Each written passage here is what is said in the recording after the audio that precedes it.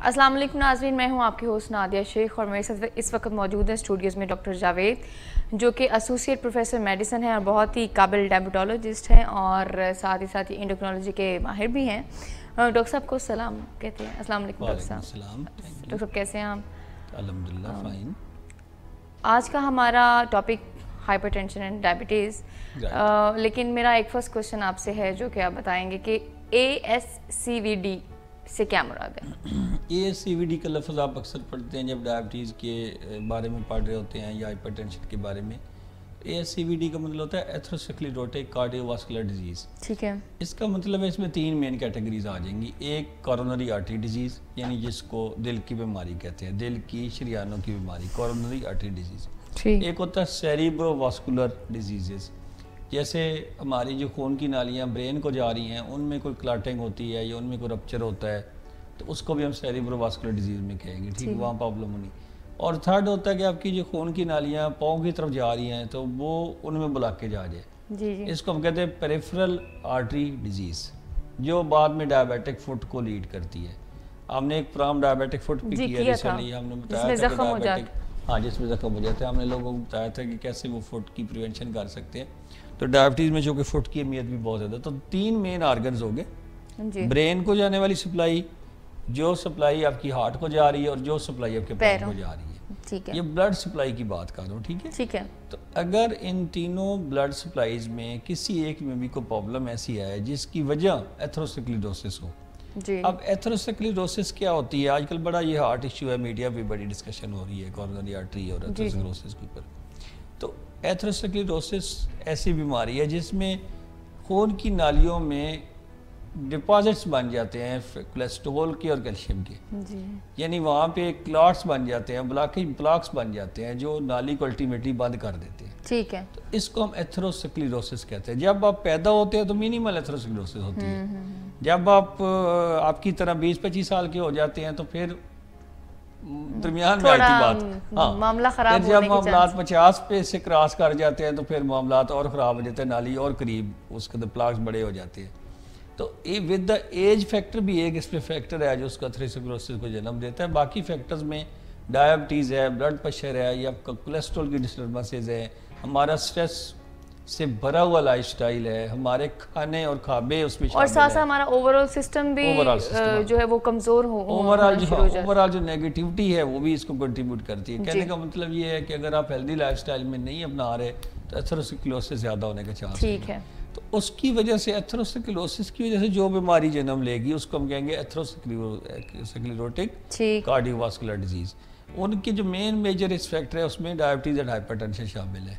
ठीक है, तो ये हाइपरटेंशन के साथ आपको ये लफ्ज़ मिलेगा, इसलिए तारीफ करना। जैसा कि आज का हमारा टॉपिक भी है हाइपरटेंशन एंड डायबिटीज़, हाइपरटेंशन को आप कैसे डिस्क्राइब करेंगे एक कंप्लीट डेफिनेशन के साथ? मतलब अगर जो डायबिटिक पेशेंट है उसके अंदर अगर आप ब्लड प्रेशर चेक करते हैं, या आप जनरल पॉपुलेशन में भी अप्लाई कर सकते हैं यही वाला फार्मूला कि अगर किसी का ब्लड प्रेशर 120/80 से कम है तो वो नॉर्मल पर्सन है। ठीक, जैसे फास्टिंग शुगर लेवल 100 से कम हो तो हम कहते हैं नॉर्मल है। अब कई ऐसे अफराद भी होंगे जिनका ब्लड प्रेशर 120/80 से अबव होगा लेकिन 140 और 90 की लिमिट क्रॉस नहीं करता या उसको नहीं टच करता जी। तो ये वो लोग हैं जिनको हम प्री हाइपरटेंसिव कह सकते हैं। ये लोग लाइफस्टाइल से भी ठीक हो सकते हैं, मतलब ये एज पे होते हैं, एज पे होते हैं। बस अब ये आगे क्या कहते हैं, येलो इशारे पे खड़े हैं तो प्रिकॉशनरी मेजर्स इनको पहले से लेनी पड़ेंगे। 140/90 कट ऑफ है जब हम डिफाइन कर देते हैं कि ये पेशेंट को हाइपरटेंशन है, हो गई है, ये अब टेंशन ही हो गया पक्का, तो हाइपरटेंसिव हो गया पेशेंट। ठीक है, ठीक है। तो टेंशन तो खैर बैकग्राउंड में थी लेकिन हाइपरटेंसिव जो है 140/90 ब्लड प्रेशर जो लिया जाएगा ऑन 2-3 ओकेजन्स। ऐसे नहीं है कि एक ही रीडिंग, जैसे अब आप जो है वो ये जो है किसी का ब्लड प्रेशर लेते हैं जब वो टेंशन में हो और वो किसी टेंशन कोई इमीडिएट टेंशन आई है और आप उस वक्त बीपी चेक कर रहे हैं और एक रीडिंग 140/90 आ गई, अगली रीडिंग ठीक आ गई, तो हम इसको जो कि बिल्कुल वो नहीं होगी ऑथेंटिसिटी। तो आप उसको भी डिफाइन करते हुए आप इस चीज़ का ख्याल रखते हैं कि रीज़नेबल मेजरमेंट्स कर ली गई हैं और 2-3 ओकेजन्स के ऊपर 2 डिफरेंट ओकेजन्स पे 2 डिफरेंट अगर ज़्यादा इवेंट्स जो हैं वो एक ही जैसा रिजल्ट्स दे रहे हैं तो फिर हम उसको डिक्लेयर करते हैं 140/90 से अबव। राइट। जैसा कि अभी हम डॉक्टर साहब बात कर रहे हैं हाइपरटेंशन इन डायबिटिक पेशेंट्स, तो डायबिटिक्स के हवाले से बात हो रही है और हाइपरटेंशन, तो इसमें इंटेंसिटी जो है डायबिटिक्स में वो ऑब्वियसली ज़्यादा होती है। राइट, बिल्कुल सही है। तो हमारे जो डायबिटिक पेशेंट्स हैं जैसे कि उनमें इंटेंसिटी ज़्यादा होती है हाइपरटेंशन की, यानी कि हाई ब्लड प्रेशर की, तो वो उसको मेजर कैसे कर सकते हैं, चेक कैसे करना चाहिए उनको कि वो इस चीज़ का चेक क्वेश्चन करें कि आइडियल तरीका क्या ब्लड प्रेशर मेजर करने का? यस। ऐसे तो नहीं है कि आप प्रोग्राम कर रही हैं इधर से चल जा रही हैं तो हम आपका बीपी चेक कर लें, ऐसा नहीं। ऑफिस रीडिंग्स कहते हैं, एक होती हैं होम बेस्ड रीडिंग्स, एक होती हैं ऑफिस बेस्ड रीडिंग्स। ठीक है, कुछ होम बेस्ड भी होती हैं, कुछ ऑफिस बेस्ड भी होती हैं। ऑफिस बेस्ड से मेरी मुराद ये है कि जो क्लिनिक पे आके लोग चेक करवाते हैं बीपी, यानी कि किसी प्रॉपर एक आइडियल क्लिनिक पे आए हैं ना, हमारे क्लिनिक पे आए हैं, ठीक है जी। तो आइडियल ये है कि ऐसा नहीं हो कि बाहर पेशेंट ने गाड़ी खड़ी की, भागते हुए अंदर आए और कहा कि डॉक्टर साहब मेरा बीपी भी चेक कर। वो तो ऑब्वियसली हुआ होगा जब दौड़ इसको हम नहीं, मतलब ये सही प्रॉपर तरीका नहीं है। राइट। मैंने देखा लोगों में ये जो ट्रेंड है वो ये कि अपने काम से निकलेंगे, 2 काम और करेंगे, रास्ते में मोटरसाइकिल खड़ी की, गाड़ी खड़ी की, इमरजेंसी में चले गए हॉस्पिटल, ब्लड प्रेशर चेक करवाने, वहाँ जो सिस्टर नर्स वहाँ बैठी होनी है उसको कहना है कि जी स्टाफ जी मेरा बीपी जल्दी से चेक करें। अब खड़े खड़े बीपी चेक करा रहे हैं और फिर उसकी बेस पे परेशान हो रहे हैं कि मेरा बीपी हाई है, रिजल्ट निकाल लेंगे, और फैमिली को भी परेशान कर रहे हैं कि देखे मेरा बीपी आई है, आपको मतलब अपनी पड़ी हुई है और मेरा बीपी आई है। और आमतौर पे ये जब बेगम खरीदारी कर ले उसके बाद स्टैंडर्ड तरीकाकार क्या है? स्टैंडर्ड तरीकाकार पे आता वो बात आपने गौर नहीं किया उसके ऊपर गौर कर लिया है। तो अब ये है कि स्टैंडर्ड तरीका ये नहीं है जो अभी बातें का चल रही हैं।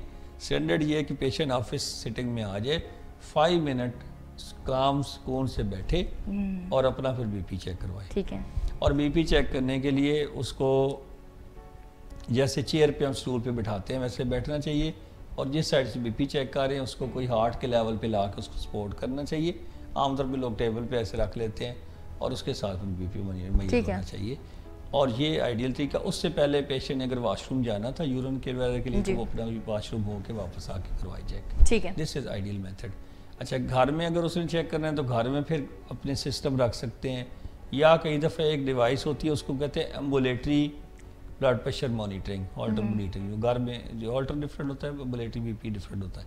एम्बुलेटरी बीपी डिवाइसेस दे सकते हैं, उससे 24 आवर की उनकी रीडिंग्स आ जाती हैं। जी। उसमें आइडिया हो जाता है कि इनका बीपी 24 घंटे में कैसे फ्लक्चुएट करता है। ठीक है, उससे आप डिसाइड कर सकते हैं कि ये हायर है या नॉर्मल है। अच्छा, ब्लड प्रेशर का कोई एक फाइनल रिजल्ट प्रोड्यूस करने के लिए ज़रूरी है कि हमारे पास एक से ज़्यादा इवेंट्स की रीडिंग होनी चाहिए? मैं बताता हूँ। एक और दूसरा ये है कि जब आप डॉक्टर के पास जा रहे हैं तो आप अपनी कुछ दिनों से मैं ये बात कर रही हूँ पेशेंट्स के साथ कि जब आप डॉक्टर के पास जा रहे होते हैं तो आप प्लीज़ अपनी प्रिपरेशन ऐसी करें कि आप बीपी और बाकी अपना एग्जामिनेशन करवा सकें। ठीक है। अब फॉर एग्जांपल अभी सर्दियों में आप देखें कि लोगों ने ऊपर तो एक स्वेटर पहना हुआ है और नीचे भी 2 पहने हुए हैं, तो अब उसके साथ की उनकी ख्वाहिश भी यही होगी कि बीपी ऊपर से चेक कर लिया जाए। अब वो फास्ट रीडिंग्स आएंगी ना, तो कफ जो होता है, इसी तरह कफ का जो साइज है वो टू मच टाइट भी नहीं होना चाहिए, टू मच लूज भी नहीं होना चाहिए जी। और जब भी बीपी चेक करना दरमियान में ये नहीं होनी चाहिए कोई भी चीज़, शर्ट या कोई चीज़ नहीं आनी चाहिए आपको, आप इंस्ट्रूमेंट जो भी वो टच कर सकें। तो वो प्रिपरेशन होती है ना, जैसे आप तैयारी करके जाते हैं तो फिर आपका बीपी सही चेक होगा, सही उसकी मेजरमेंट आएगी। तो ये एक आइडियल मेथड है, वरना डॉक्टर भी परेशान, वरना फिर वो रीडिंग्स डिफरेंट आ जाएंगी ना, तो आप गलत रीडिंग्स की गलत ट्रीटमेंट ले लेंगे। सो ये है। और दूसरा आपने क्या पूछा था? मैं यही इसी बारे में बात हो रही थी। मैंने ये पूछा था कि जब हम फाइनल कोई डिक्लेयर करते हैं डॉक्टर अमूमन, तो 1 और 2, हाँ आइडियल ये है कि आप वेरियस डिफरेंट सिम्टम्स में चेक कर लें और डिफरेंट 2-3 रीडिंग्स ले लें। अगर वो सस्टेन्ड हायर आ रही हैं जी, तो सस्टेन्ड हायर को हम फिर हाइपरटेंशन लेवल। ये मैंने यही पूछा। ठीक। तो डॉक्टर साहब, ये इस सवाल का कंप्लीट हो गया जो आपने आंसर देना था, जो एक स्टैंडर्ड तरीका कर वो आपने डिस्क्राइब कर दिया सुनने वालों के लिए। इसके अलावा ये जो डायबिटिक्स हैं हमारे पेशेंट्स हैं, अमूमन इनबॉक्स भी क्वेश्चंस आते रहते हैं, कमेंट्स में भी, एक स्टैंडर्ड क्या है, एक जो टारगेटेड हाई ब्लड प्रेशर है वो क्या होना चाहिए? टारगेट्स ऑफ ब्लड प्रेशर क्या हैं डायबिटिक्स में? इसमें बहुत सारे ट्रायल्स हुए हैं, कार ट्रायल हुआ, स्प्रिंट ट्रायल हुआ, यानी ये देखने के लिए कि किस ब्लड प्रेशर पे पेशेंट को मिनिमल कॉम्प्लिकेशंस होती हैं जी। अच्छा, डायबिटीज़ की जब हम ट्रीटमेंट करते हैं तो हम ब्लड शुगर का नंबर सिर्फ नहीं टारगेट करते, हम उसमें इसको भी टारगेट करते हैं, ब्लड प्रेशर को भी, हम उसमें कोलेस्ट्रॉल को भी टारगेट करते हैं। जी जी। ओवरऑल आपने अगर कार्डियोवास्कुलर रिस्क कम करना है तो फिर आपको ये तीनों पे काम करना पड़ेगा। ठीक है। तो ब्लड प्रेशर भी उसमें एक इम्पॉर्टेंट पार्ट है। तो उस पर बड़ी स्टडीज़ हुई हैं कि क्या 140/80 से कम रखना चाहिए, क्या 130/80 रखना चाहिए, क्या 120/80 रखना चाहिए।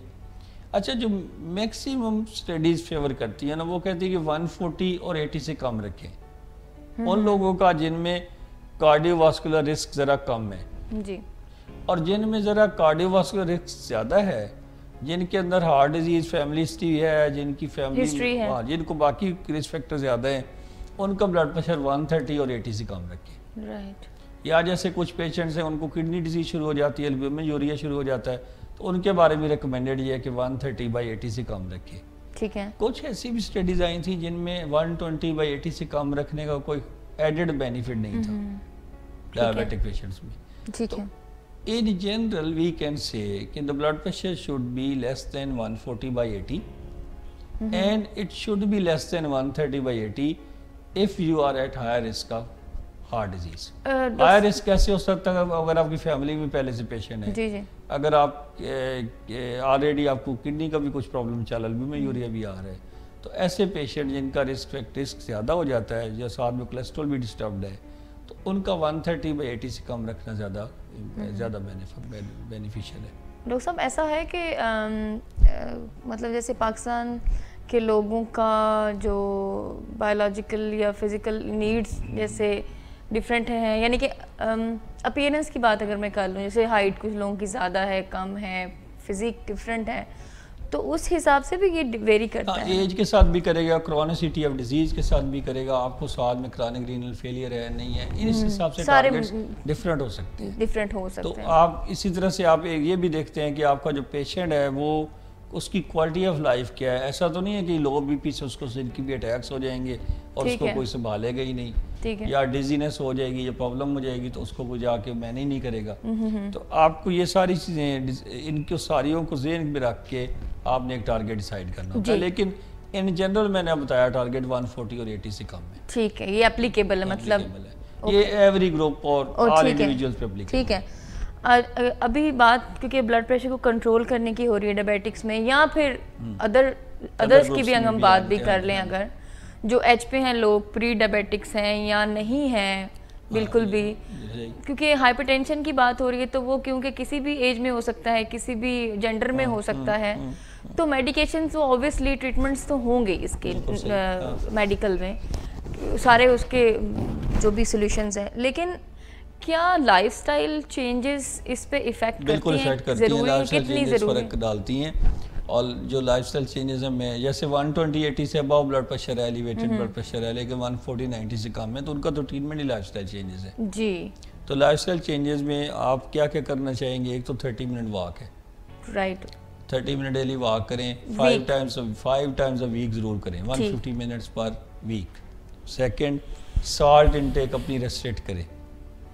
रेस्ट्रिक्ट करने का क्या होता है कि कुछ फैमिली में साल्ट बहुत ज़्यादा यूज़ होता है, उसको साल्ट नमक रेस्ट्रिक्ट करें। नंबर 2, आप अपना टेबल पे ऐड ना करें साल्ट, एडेड साल्ट को बंद करें। कई लोग खाना जब पक जाता है उसके बाद दोबारा उसके ऊपर नमक लगा रहे होते हैं, एग्जैक्टली के करारा नहीं लग रहा, फीका लग रहा है, तो करारा बनाने से परहेज करें। इसके बाद है कि फ्रूट्स और वेजिटेबल्स की 3-4 servings per day. Water intakes, low fat yoghurts वगैरह यूज़ करें, फैट का ज़रा कंजप्शन कम करें और वाटर इनटेक डेफिनेटली ज़्यादा करें। ठीक है, इसके बाद आपकी अपनी ओवरऑल जो आपका सेडेंटरी लाइफस्टाइल है उसमें चेंजेस लाएं और स्ट्रेस मैनेज करें अपनी, मोस्ट इम्पॉर्टेंट।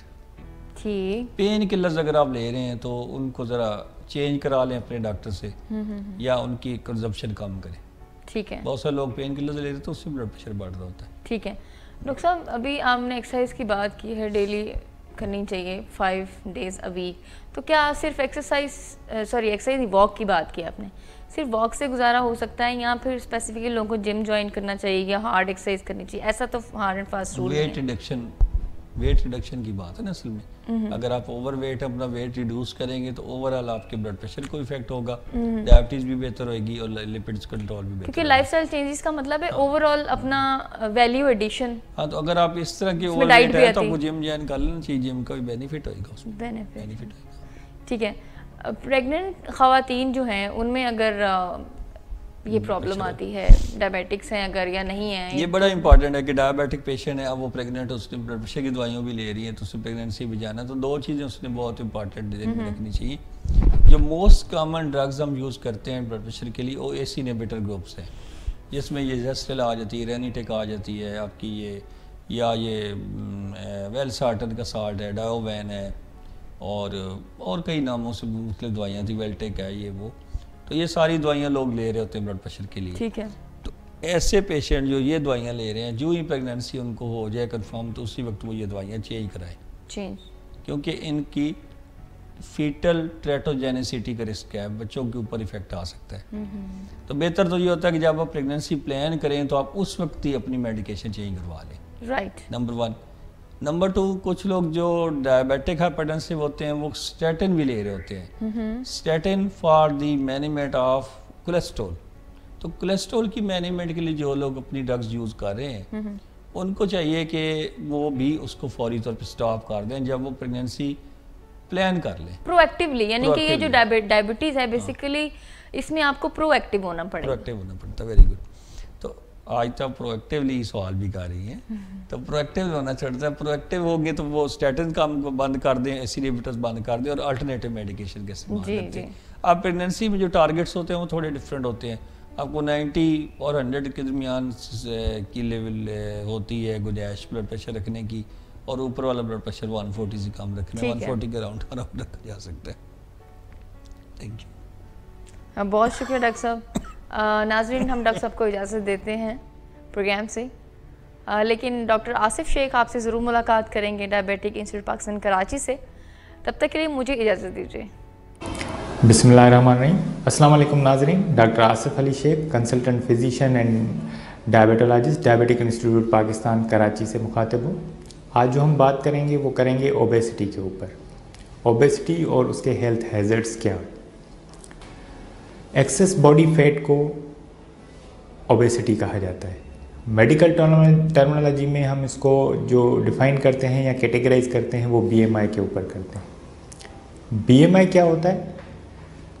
एक इंडिविजुअल जिसका weight in KG divided by height in meters square, इसको हम कहते हैं BMI। जो नॉर्मल BMI होता है, जो नॉर्मल इसको हम कहेंगे 18.5 से लेके 24.9 तक, ये नॉर्मल BMI कहते हैं। 25 से लेके 29.9 तक ओवरवेट कहा जाएगा। अबव 30 है वो ओबेस है। फिर फर्दर ओबेसिटी को कैटेगराइज करते हैं कि उसकी क्या क्लास है। मोर देन 40 है तो वो सीवियर ओबेस है या फिर उसको मॉर्बिड ओबेसिटी में कहा जाए। 18.5 अगर BMI है तो उसको हम अंडरवेट कहते हैं। ये है around the globe. South Asian population के लिए थोड़ा सा चेंज है। उसमें जो नॉर्मल हम कहते हैं वो 23.5 तक, और 27.5 से अगर ज़्यादा किसी का BMI है साउथ एशियन पॉपुलेशन में तो वो ओबेस कहलाता है। तो जो हमारी साउथ एशियन पॉपुलेशन हमारे जिसमें पाकिस्तान आता है उसमें BMI जो कम है अराउंड द ग्लोब जो है वो मोर देन 30, और हमारे यहाँ जो पाकिस्तान में या साउथ एशियन कंट्रीज़ में 27.5 से ऊपर तो वो ओबेस।